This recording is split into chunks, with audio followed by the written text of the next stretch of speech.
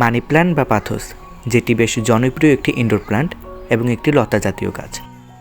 তো সৌভাগ্যবশত আমার কাছে বেশ কয়েক ভ্যারাইটির বা কয়েক জাতের মানি প্ল্যান্ট আছে।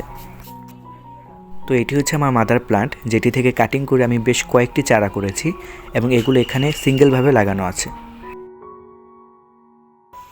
এই ছোট চারাগুলোকে আজকে আমি রিপোর্টিং করব, অর্থাৎ বড় টবে লাগিয়ে দিব।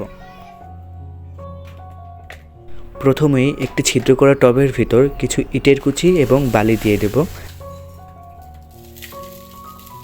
এরপর নর্মাল মাটির সাথে কিছু জৈব সার এবং বালি মিক্স করে মাটিটা রেডি করে নেব। এরপর নিজের সুবিধা মতো চারাগুলোকে এক এক করে টবে লাগিয়ে দেব।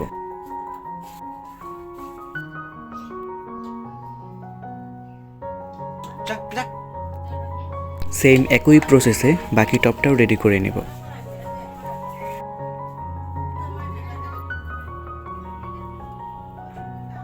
টবের ভিতর পানি দেওয়ার পাশাপাশি গাছের পাতাতেও কিছু পানি স্প্রে করে দিলাম। এখন শুধু অপেক্ষার পালা, কবে এই চারাগুলো বড় হবে আর লতাগুলো এক এক করে ঝুলে পড়বে। কেবল তখনই ঝুলন্ত টবের পূর্ণতা পাবে।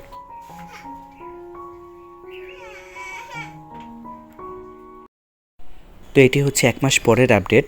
এতদিন শীত থাকার কারণে গাছগুলো তেমন একটা গ্রো করেনি, কারণ শীতের সময় এই গাছে তেমন একটা বৃদ্ধি হয় না।